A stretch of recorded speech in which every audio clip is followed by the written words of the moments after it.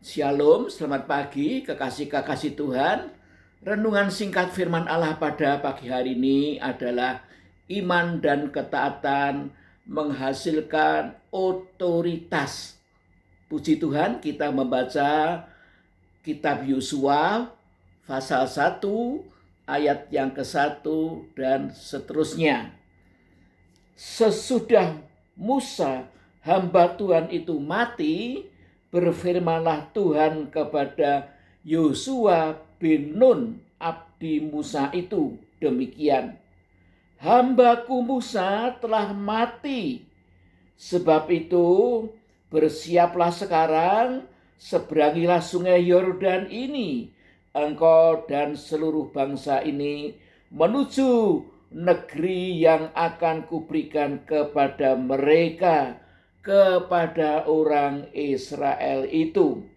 Setiap tempat yang akan diinjak oleh telapak kakimu, kuberikan kepada kamu, seperti yang telah kujanjikan kepada Musa.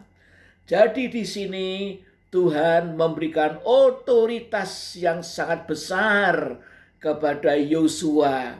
Haleluya. Kemudian firman Allah mengatakan, dari padang gurun dan gunung Libanon yang sebelah sana itu sampai ke sungai besar, yakni sungai Efrat, seluruh tanah orang Het, sampai ke laut besar di sebelah matahari terbenam, semuanya itu akan menjadi daerahmu. Jadi tanah perjanjian itu sangat luas sekali, ya, dari tepi laut tengah atau laut Mediterania sampai terus ke arah timur. Haleluya, ke sungai Efrat. Sungai Efrat itu bermuara di Teluk Persia. Letaknya di dekat perbatasan Irak dan Iran. Ya, jadi Palestina yang diduduki oleh orang Israel sekarang ini baru sebagian kecil dari tanah perjanjian. Ya, puji Tuhan. Ayat yang kelima, seorang pun tidak akan dapat bertahan menghadapi engkau seumur hidupmu. Seperti aku menyertai Musa, demikianlah aku akan menyertai engkau. Aku tidak akan membiarkan engkau dan tidak akan meninggalkan engkau. Kuatkan dan teguhkanlah hatimu, sebab engkaulah yang akan memimpin bangsa ini memiliki negeri yang kujanjikan dengan bersumpah kepada nenek moyang mereka untuk diberikan kepada mereka. Jadi haleluya, Yosua diberi otoritas yang sangat besar sekali, ya. Haleluya, untuk meraih negeri perjanjian yang sangat luas, mulai dari haleluya tepi laut tengah terus ke timur sampai sungai Efrat yang bermuara di Teluk Persia. Tetapi satu syarat yang harus ditempuh oleh Yosua, yaitu harus punya iman dan ketaatan kepada Tuhan. Ya.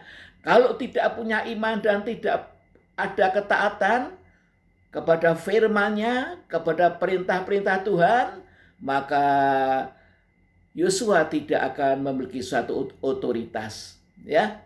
Bangsa Israel akan hidup dalam kekalahan dan bahkan dipermalukan oleh musuh-musuhnya. Kita membaca ayat yang ke-7, hanya kuatkan dan teguhkanlah hatimu. Dengan sungguh-sungguh bertindaklah hati-hati sesuai dengan seluruh hukum yang telah diperintahkan kepadamu oleh hambaku Musa. Janganlah menyimpang ke kanan atau ke kiri, supaya engkau beruntung kemanapun engkau pergi. Bertindaklah hati-hati, jangan sampai melanggar hukum Tuhan yang dikaruniakan kepada Musa. Haleluya. Dan harus punya iman. Jangan menjadi takut, ya. Kita membaca ayat yang ke-8, janganlah engkau lupa memperkatakan kitab Taurat ini, tetapi renungkanlah itu siang dan malam, supaya engkau bertindak hati-hati sesuai dengan segala yang tertulis di dalamnya. Sebab dengan demikian perjalananmu akan berhasil dan engkau akan beruntung.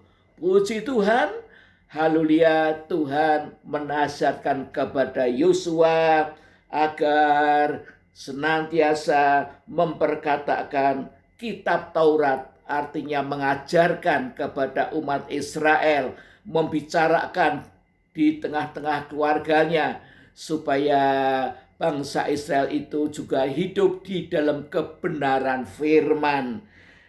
Tetapi renungkanlah itu siang dan malam, supaya engkau bertindak hati-hati sesuai dengan segala yang tertulis di dalamnya. Sebab dengan demikian perjalananmu akan berhasil dan engkau akan beruntung. Jadi nasihat Tuhan untuk merenungkan firman Allah itu sudah ada. Haleluya. Ribuan tahun yang lalu disampaikan kepada Yosua dan bangsa Israel. Dan Daudlah yang melaksanakan itu. Dia kesukaannya merenungkan hukum Taurat siang dan malam. Sebab itu Daud menjadi orang yang berkenan di hadapan Tuhan dan memiliki otoritas. Haleluya. Puji nama Tuhan. Jadi kita harus melaksanakan firman Allah ini, memiliki kecintaan yang luar biasa kepada firman-Nya, punya kerinduan untuk lebih mengerti, untuk lebih mendalam dalam firman Allah, dengan merenungkan firman Allah itu siang dan malam. Puji nama Tuhan, bukan hanya pagi hari saja secara singkat. Merenungkan berarti membutuhkan waktu, pengorbanan waktu. Haleluya. Dan hati yang betul-betul mengasihi Tuhan, sehingga dalam perenungan itu kita mendapatkan pembukaan rahasia firman Allah, dan hasilnya kita memiliki otoritas, memiliki kuasa, bukan jadi orang Kristen yang dikalahkan oleh pencobaan, tapi yang menang atas pencobaan, bahkan lebih daripada pemenang. Sekian firman Allah pada pagi hari ini. Mari kita berdoa. Haleluya. Bapa yang di surga, terima kasih ya Tuhan untuk firman-Mu yang Kau sampaikan pada pagi hari ini, yang mengingatkan kepada kami bahwa kami harus memiliki otoritas ilahi dalam menghadapi segala macam persoalan-persoalan atau pencobaan-pencobaan yang menimpa kami, sehingga kami mengalami kemenangan. Tetapi untuk memiliki otoritas ilahi, kami harus punya iman dan menaati, mengasihi firman Allah, merenungkannya siang dan malam. Terima kasih Bapak, sehingga kami hidup ini diberkati Tuhan, beruntung dan hidup dalam kemenangan dalam menghadapi apa saja ya Tuhan, menghadapi haleluya tipu daya iblis, menghadapi pengaruh-pengaruh dunia yang jahat, menghadapi keinginan-keinginan daging kami boleh menang ya Tuhan. Terima kasih. Di dalam nama Tuhan Yesus kami berdoa dan mengucap syukur. Haleluya. Amin. Terima kasih untuk perhatian Bapak Ibu Saudara sekalian. Tuhan memberkati.